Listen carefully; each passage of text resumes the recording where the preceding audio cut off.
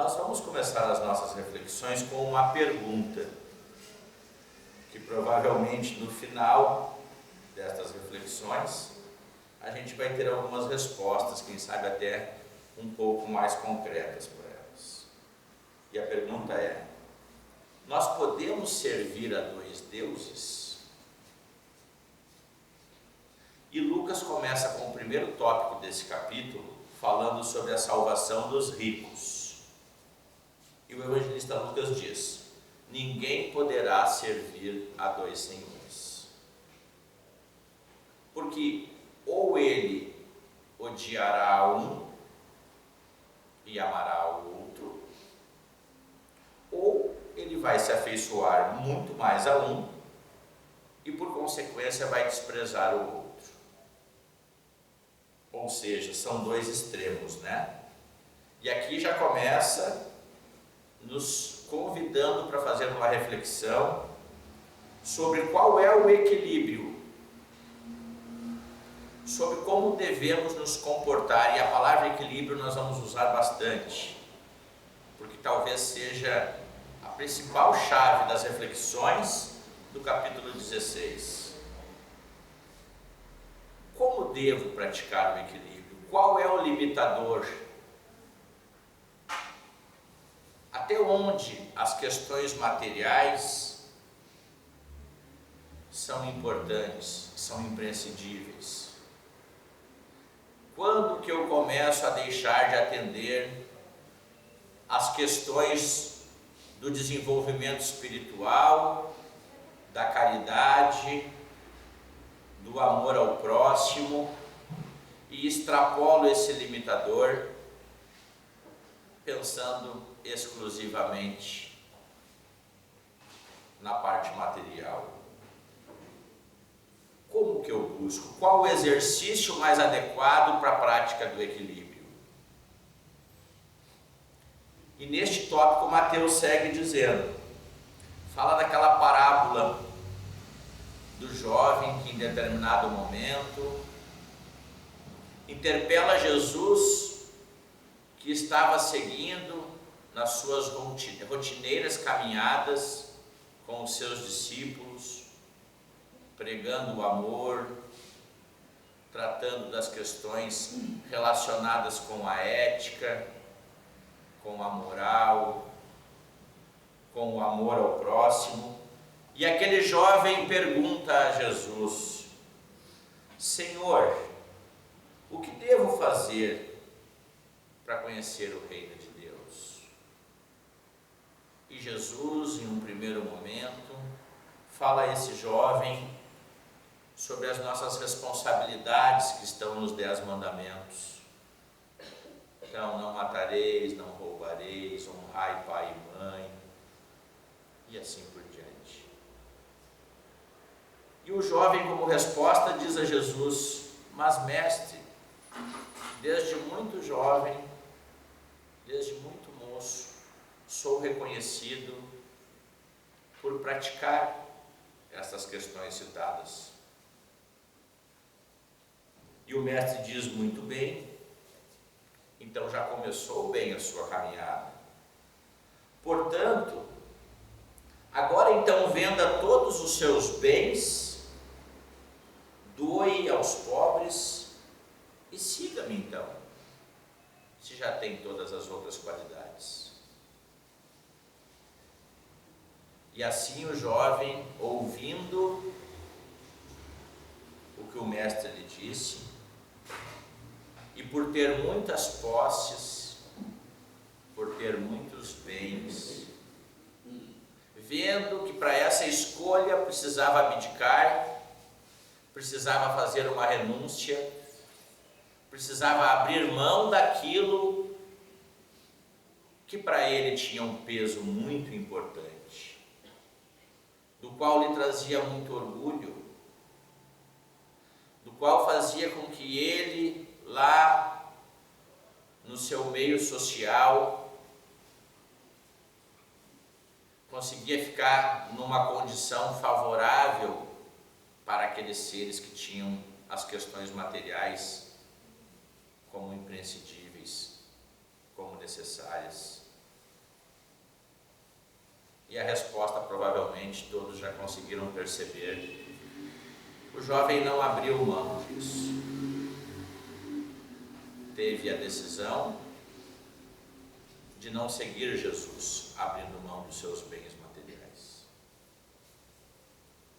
E como que pelo exemplo, Jesus dá mais um ensinamento aos seus apóstolos e diz, porque os apóstolos, muito impressionados, perguntaram a Jesus, Mestre, ele não nos seguiu, não nos acompanhou na caminhada, ele tomou a decisão de não abrir mão de seus bens. E Jesus disse uma frase muito conhecida por todos nós: é mais fácil um camelo passar pelo buraco de uma agulha do que um rico entrar no reino dos céus. O que isso quer dizer? Que então o reino dos céus é um ambiente preparado exclusivamente para não ricos. Por óbvio que Jesus não teve essa intenção de dizer isso.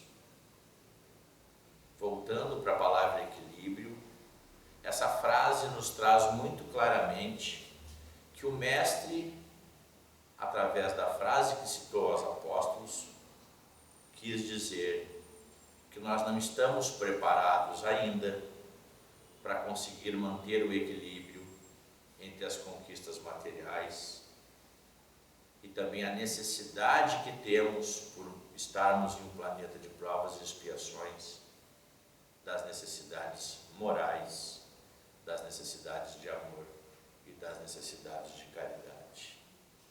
Por isso essa frase tão famosa que a gente vê em muitas obras da literatura espírita nos traz. Em seguida, evangelista Lucas, no próximo tópico deste capítulo, vem tratar de guardar-se da avareza. Uma outra parábola bastante conhecida que Jesus nos deixa, que vem falar do acúmulo de bens.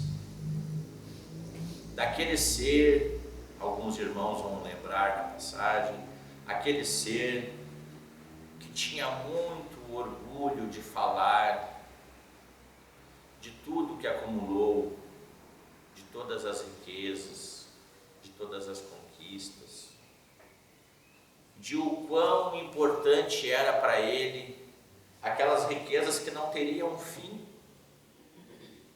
que já o permitia viver uma vida de esbanjar, que já o permitia viver uma vida financeiramente falando, sem nenhum tipo de dificuldade, que já o permitia que servisse como inveja para muitos dos seres que estavam no seu convívio social. E Deus, nesta parábola, diz a este homem: digam a ele que tua alma será retomada esta noite, para ver que de fato que não vai utilizar todas essas riquezas. Será que todos nós nos perguntamos, voltando para o equilíbrio, qual é o limite? Até onde é imprescindível e quando passa a ser nocivo? Será que nós já conseguimos? Nesta passagem no capítulo, nesse item, nos convida para nós fazermos uma ideia de como se nós fôssemos fazer uma viagem. O que nós colocamos na mala para determinada viagem? Eu estou indo para a praia, eu levo traje de festa, desde que não vai ter uma festa na praia, não, né? Eu estou indo para um lugar muito frio, levo roupa de banho de mar. nós estamos colocando na nossa mala para essa viagem? Porque a passagem está comprada para que dia? Não sabemos. Não fazemos a mínima ideia de qual será o dia da viagem. Se esse dia chegar inesperadamente, como vai estar a minha mala? Neste item, Jesus convida para fazer essa reflexão. O que nós estamos colocando na mala para essa viagem? Se for hoje o dia, o que eu estou levando? Meus bens materiais? As conquistas de desenvolvimento espiritual? A caridade que eu consegui praticar? As demonstrações de carinho e de amor com o próximo? O que mais eu estou colocando nessa mala para esta viagem? Então são reflexões que nós precisamos, por óbvio, estar sempre fazendo, porque em todas as relações que nós temos, no nosso cotidiano, na nossa rotina, lá no nosso dia a dia, são coisas que nós estamos colocando na mala. Porque a caridade, que nós precisamos levar muito na mala, como a gente já falou algumas vezes aqui, não está nos grandes projetos que a gente elabora para determinado momento da vida executar. Ah, mas agora ali na frente, quando eu tiver mais tempo, mas lá quando eu me aposentar, não, mas agora, segunda-feira. As maiores armadilhas estão nesse grande projeto de mudança, que a gente tem em mente de praticar e que na maioria das vezes não coloca em prática e perde a grande oportunidade de evoluir, que são as pequenas coisas que estão no nosso cotidiano. Dificilmente nós nos transformaremos da noite para o dia. O Paulo não dorme assim e acorda muito melhor. Não funciona dessa maneira. Então esse grande projeto não existe. São nas nossas relações. A grande mudança é quando nós conseguimos fracionar o nosso período de tempo como quisermos, a cada 10 anos da nossa existência, como quisermos, mas nós nos provocarmos a compreender se mesmo que bem pouquinho nós conseguimos estar diferentes. Porque a grande mudança não acontece da noite para o dia. Daqui a determinado tempo a gente diz assim, eu fazia isso mesmo? Fazia.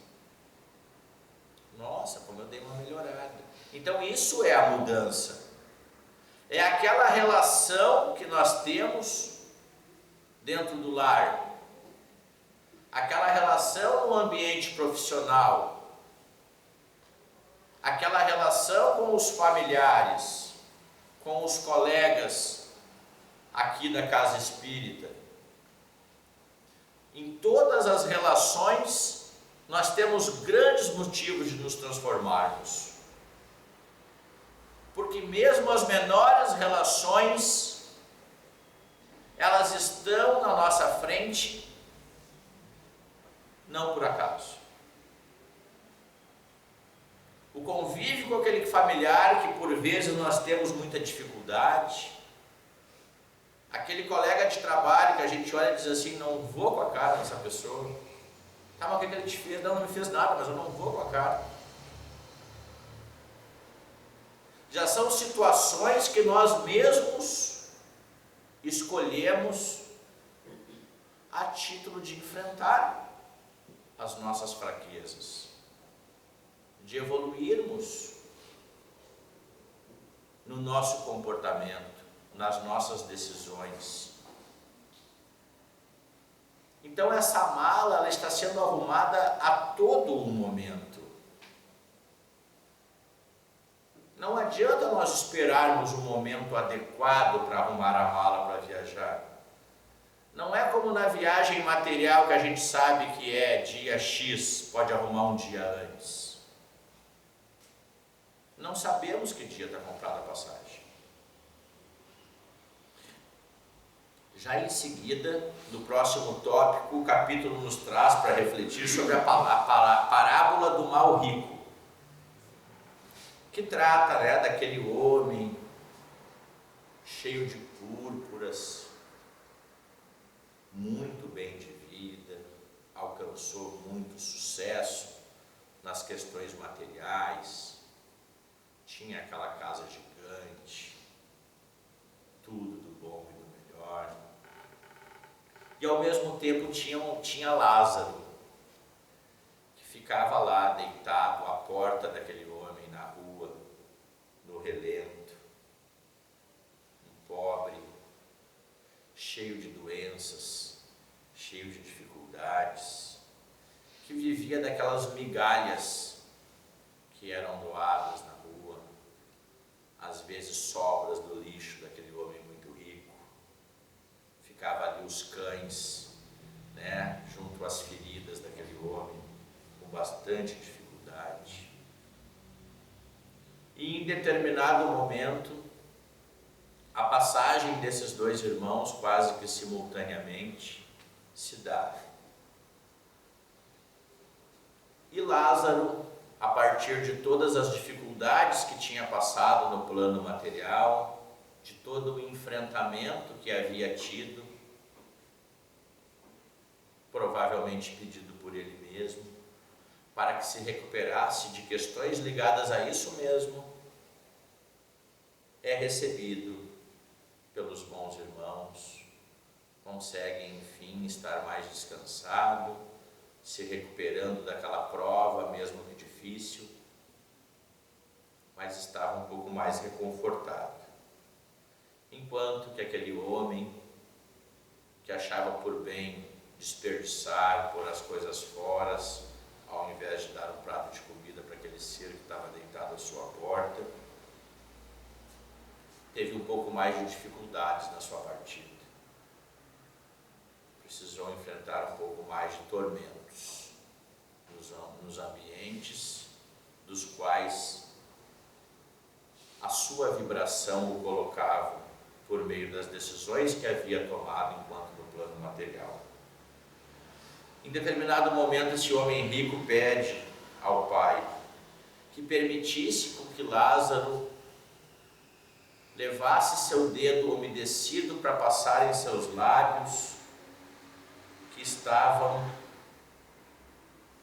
queimando naqueles tormentos que ele vivia. E o mestre explicou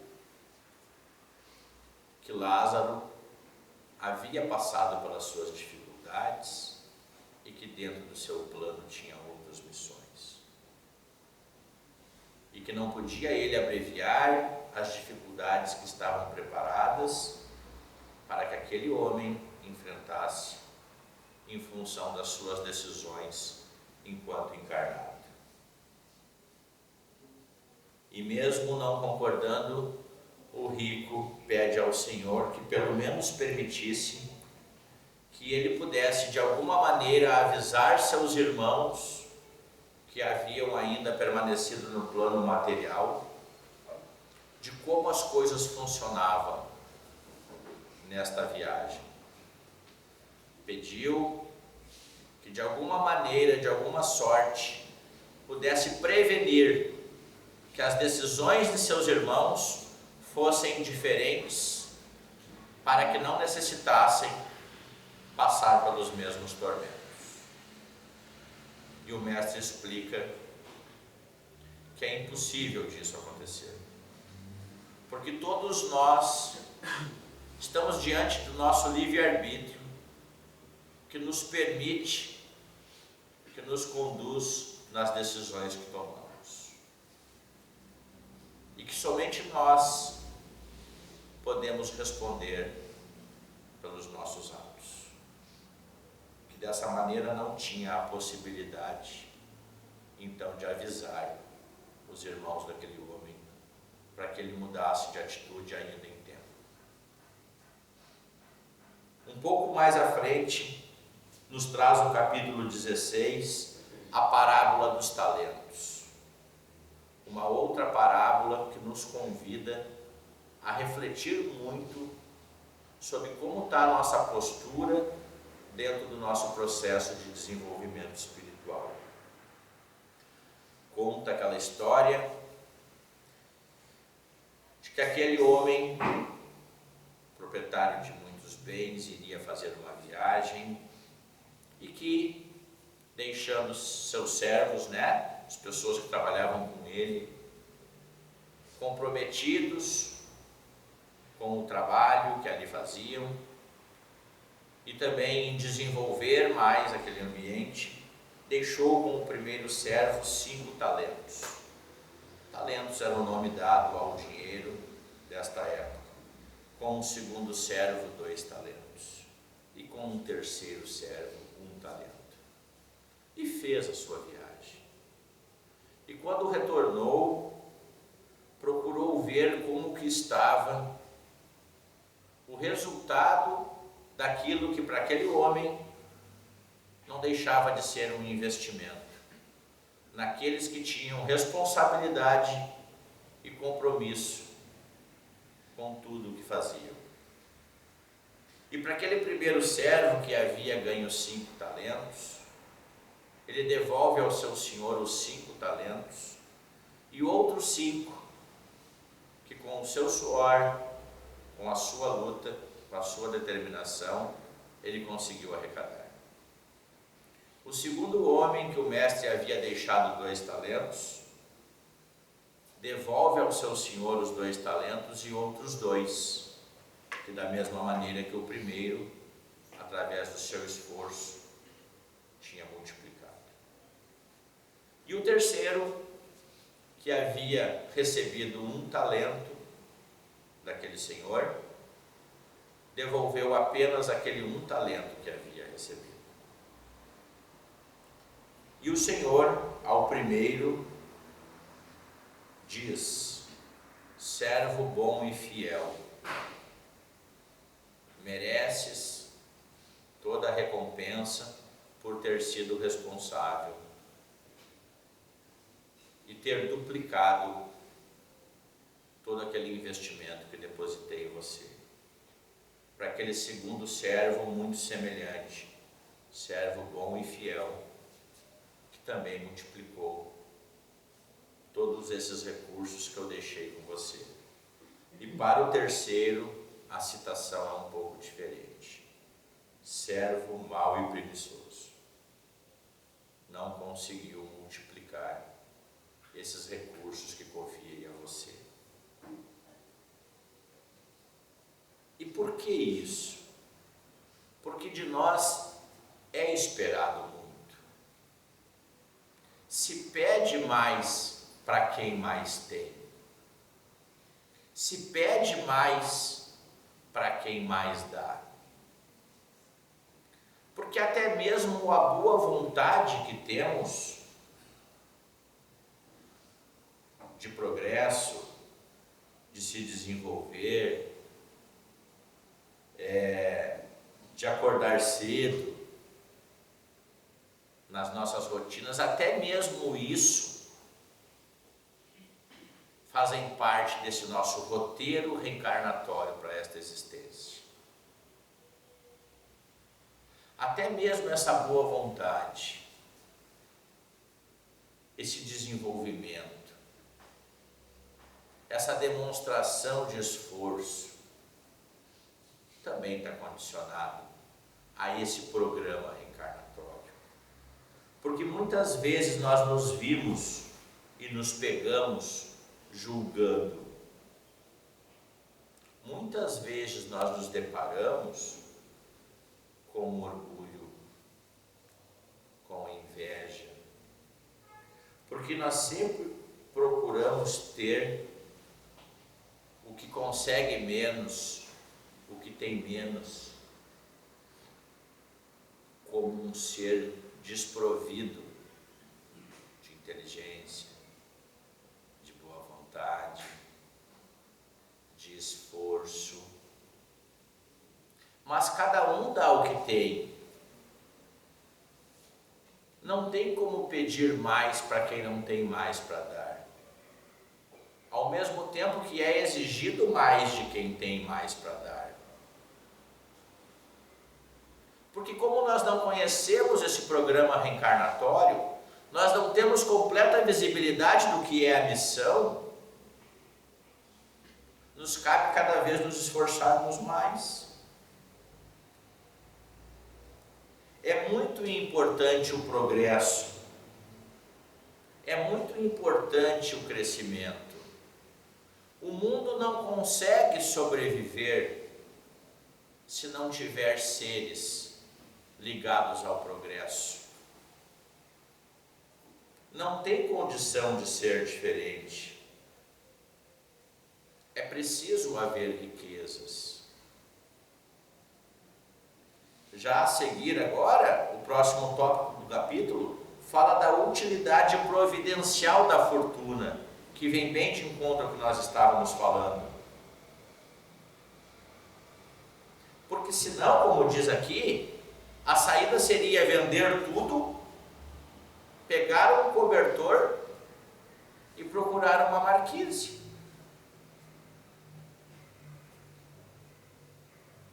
A saída será que é essa? Para não nos comprometermos mais? É óbvio que não. O Livro dos Espíritos, nas leis morais, lá na lei de progresso, nos traz muito claro a necessidade do desenvolvimento da humanidade, a necessidade do desenvolvimento do mundo. E o mundo se desenvolve a partir de riquezas. É necessário que tenha riqueza. É necessário que tenha pessoas investindo. É necessário que o mercado de trabalho esteja cada vez mais aquecido. A população do planeta, oportunizando a quantidade de irmãos que ainda estão na espiritualidade, aguardando a sua oportunidade de passar pelo novo teste,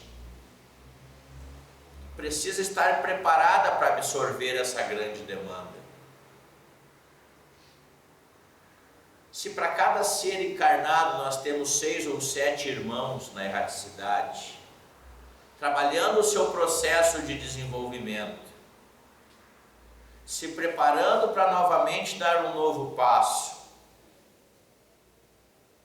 é preciso que tenha toda uma estrutura material para receber esses irmãos. E essa estrutura material vem através das riquezas. Então, mendigar não é a saída. A saída é o equilíbrio. É nós compreendermos que a necessidade das questões materiais são imprescindíveis. É preciso ter um conforto, é preciso ter um trabalho digno, é preciso de esforço, é preciso as coisas materiais, sim. São compromissos dos pais com os filhos. Dentro do processo de evolução material e também de evolução espiritual do planeta, essa evolução que faz com que as novas gerações tenham um pouco menos de dificuldades nas questões materiais, para poder se concentrar mais no processo de desenvolvimento espiritual. Então, vender tudo e mendigar não é a saída. A saída de fato é enfrentarmos com muito bom ânimo todos esses obstáculos e desafios e provações que temos à nossa frente. E acreditem, meus amigos, praticamente todos pedidos por nós, para que de fato consigamos, através dessas provas, melhorarmos de fato espiritualmente. E na sequência já fala da desigualdade das riquezas, um tópico muito importante do capítulo 16 também.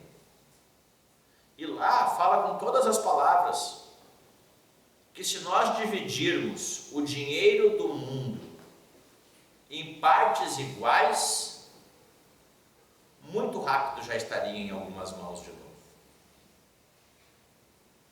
Porque não estamos todos no mesmo nível de compreensão. Não temos todos as mesmas habilidades. Não temos todos a mesma condição de desprender determinados esforços nas conquistas materiais. A inteligência é diferente. Nenhum melhor, nenhum pior que o outro. Diferente. Processo de desenvolvimento diferente. Não temos nenhum ser idêntico ao outro. E que bom que é assim.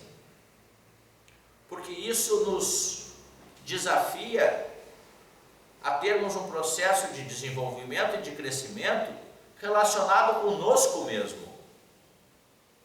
Porque, como já falei algumas vezes aqui, nós não competimos em desenvolvimento com o outro. Porque aquele planejamento reencarnatório para cada existência é individual. Ele passa a ser relacionado a partir do momento que nós precisamos resolver coisas com outros irmãos. Por isso da aproximação nesse planejamento reencarnatório muitas vezes.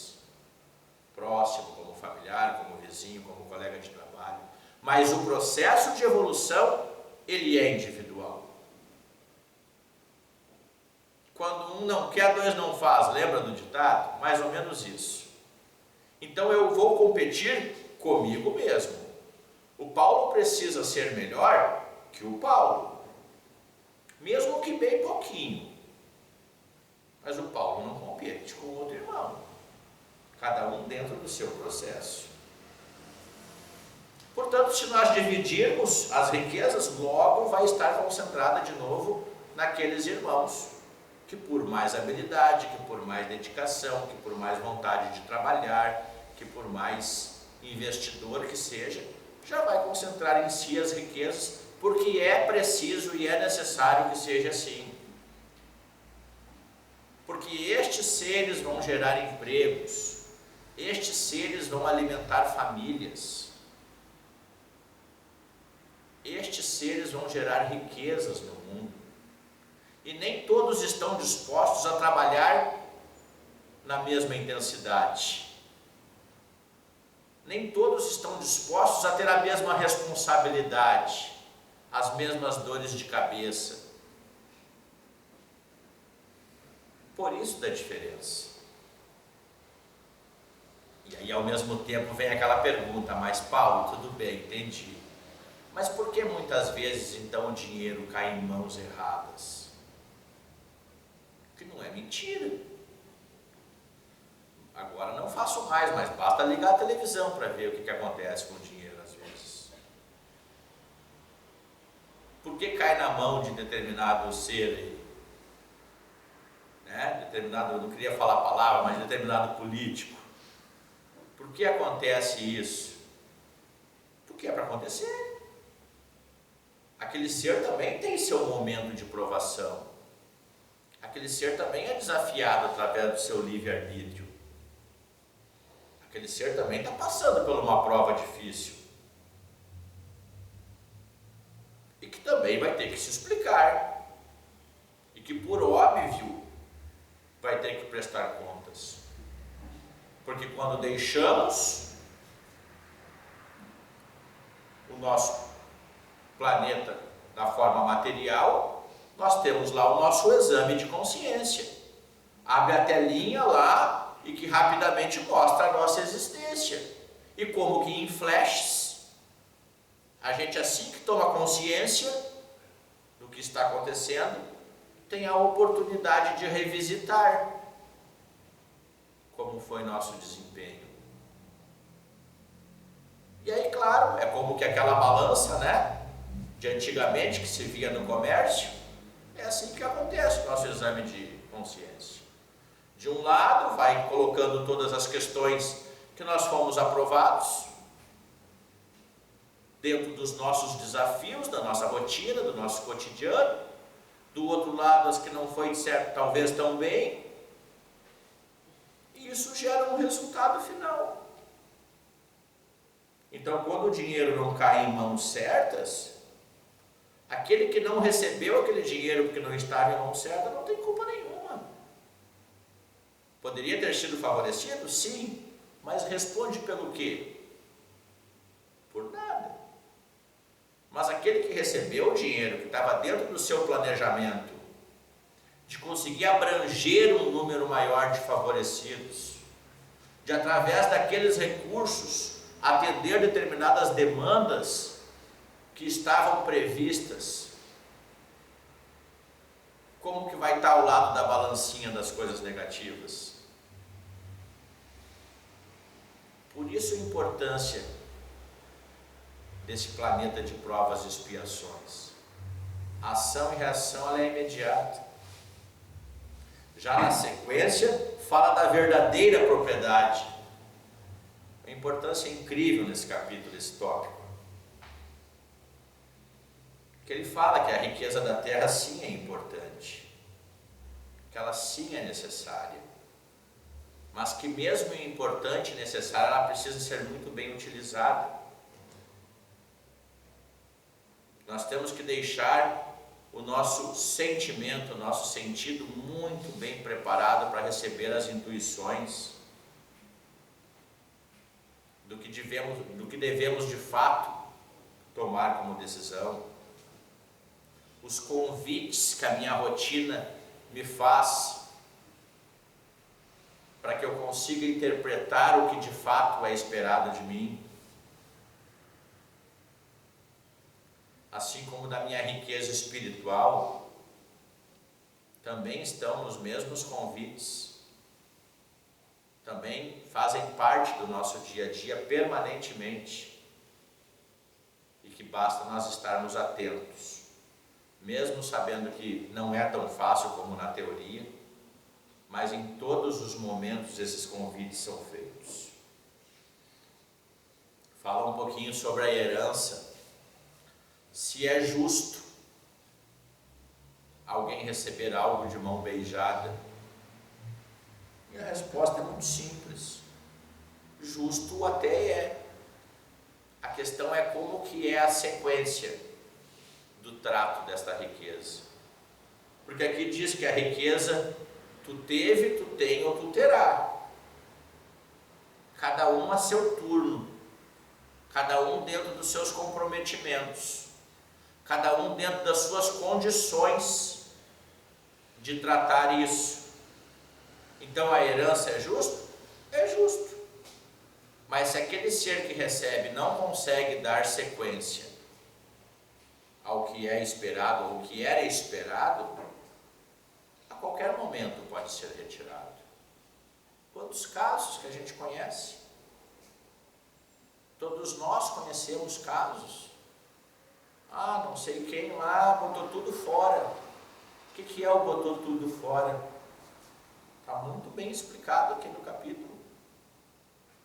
Se esses recursos não têm a utilidade, não têm a destinação que era esperado para estes recursos, qualquer momento pode ser retirado.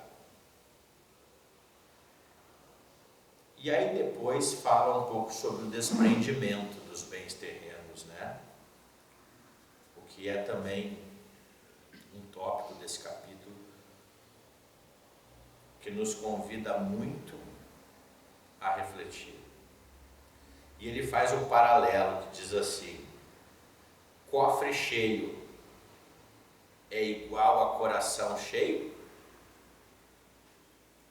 É uma pergunta que tem no capítulo, que nos pede para ler e dar uma parada e pensar um pouquinho. O cofre cheio é igual a coração cheio? Depois ele segue falando que a riqueza é um empréstimo. É um empréstimo para nós pagarmos as contas. É um empréstimo para nós nos utilizarmos de mais esse desafio, para enriquecermos o nosso processo também de desenvolvimento espiritual. A gente tem um ditado bastante interessante no nosso departamento de assistência ali, né? Que a gente de vez em quando faz, né? Que Deus e Jesus, eles não doam alimentos, né? Não tem como, eles não têm acesso ao material, mas eles nos intuem. Então são coisas que a gente fala às vezes lá trabalhando no departamento e que faz muito sentido. Jesus, ele não doa arroz. Jesus, ele não ajuda uma pessoa que precisa daquela caridade mais primária, né, que é a do alimento. Jesus também não conversa com uma pessoa que se mostra triste. Jesus não atende alguém que se mostra desconfortável, depressivo, mas ele nos intui. Ele faz um trabalho em nós extremamente importante. Quantas vezes a gente olhou para aquele ser que parece estar um pouco triste e fez alguma coisa? E só emprestou o ouvido. Quantas vezes a gente olhou e não fez nada? Ah, mas é meio xarope mesmo, deixa assim, até é bom para aprender. Quantas vezes nós fizemos isso?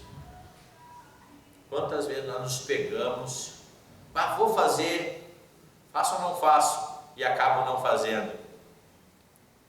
Estava ali mais uma aprovação, estava ali mais um teste. Então por isso que se diz que a riqueza ela é emprestada, não é um bem nosso. Não, mas Paulo, eu me esforço muito, eu trabalho muito, verdade.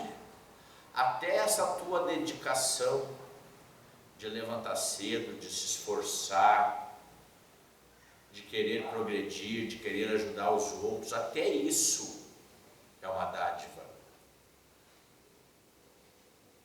E que não deve servir para orgulho, apenas para nos encher de boa vontade, para que nós consigamos de fato perceber que também são coisas divinas, que nós estamos compreendendo as intuições que nos são dadas pelos bons irmãos que trabalham conosco, para que consigamos tomar as decisões corretas, para que consigamos seguir pelo caminho pelo qual nós mesmos escolhemos.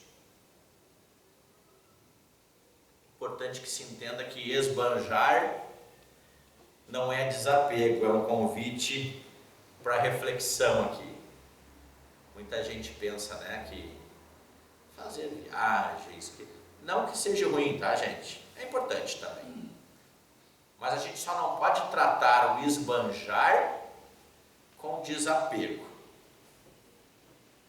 Desapego é nós conseguirmos trabalhar em nós a questão de compreender que é importante e necessário as coisas materiais, mas ao mesmo tempo compreender a nossa obrigação, a nossa necessidade de estender a mão para o nosso irmão e não deixar com que as coisas materiais nos transformem negativamente como ser, ou que impeçam de que a gente consiga se desenvolver nos temas de caridade, nos temas de amor ao próximo, nos temas morais, porque às vezes as decisões, pelo cálculo de ganho que a gente faz, né, Pode nos proporcionar grandes armadilhas nas nossas decisões, que em algumas a gente se arrepende, em outras não.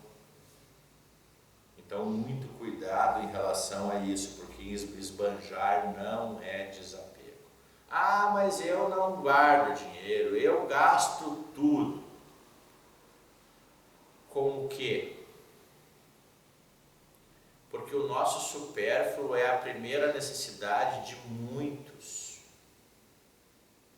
Mas tem muita gente pedindo aí, fumando, de cabelinho pintado, é verdade. Mas não somos nós a julgar. Nós não somos responsáveis por validar merecimentos. O nosso papel é de estarmos convictos e tranquilos com as nossas decisões. Se eu recebo a intuição de ajudar alguém e essa ajuda não é bem utilizada, o erro não foi eu que causei. Eu atendi as minhas intuições. Eu tive capacidade de decidir de acordo com o que eu recebi. Se não teve boa utilização, quem vai responder pela utilização inadequada não sou eu. Mas eu não vou levantar cedo para... Tá aí a prova de que a gente não consegue se dobrar. Tá aí a prova que a gente não consegue se convencer das nossas metas, dos nossos desafios. Portanto, queridos irmãos, que consigamos refletir muito sobre isso. Eu digo que é um capítulo que tem um papel de derrubar paredes que nós mesmos criamos para o nosso desempenho, para o nosso desenvolvimento, que muitas vezes não nos permitem avançar um pouco mais rápido em determinadas decisões. Convidamos os irmãos para que leiam o capítulo todo por completo. Por óbvio vão conseguir ter outras conclusões também. É um capítulo extremamente importante, porque nos convida a repensar as nossas decisões, como todo o Evangelho. Mas no capítulo 16 nos convida a procurar o equilíbrio entre as questões materiais, que, repito mais uma vez, imprescindível, necessária, importante, e que todos devem trabalhar muito para obter as suas realizações materiais, mas ao mesmo tempo procurar compreender aonde estão os nossos compromissos de estender a mão ao nosso irmão. Porque do nosso lado tem um irmão precisando de alguma coisa. E nem sempre é de coisas materiais. Na maioria das vezes o nosso irmão precisa muito mais de um ouvido, de um abraço, que agora está mais difícil, né, com a pandemia, mas de uma boa conversa, que isso não tem valor material nenhum, depende exclusivamente da nossa boa vontade. Agradeço muito pela atenção de todos, que todos tenham um ótimo domingo, um bom final de semana, que os nossos irmãos tenham uma semana que se inicia de muita paz e muita luz em todas as suas atividades.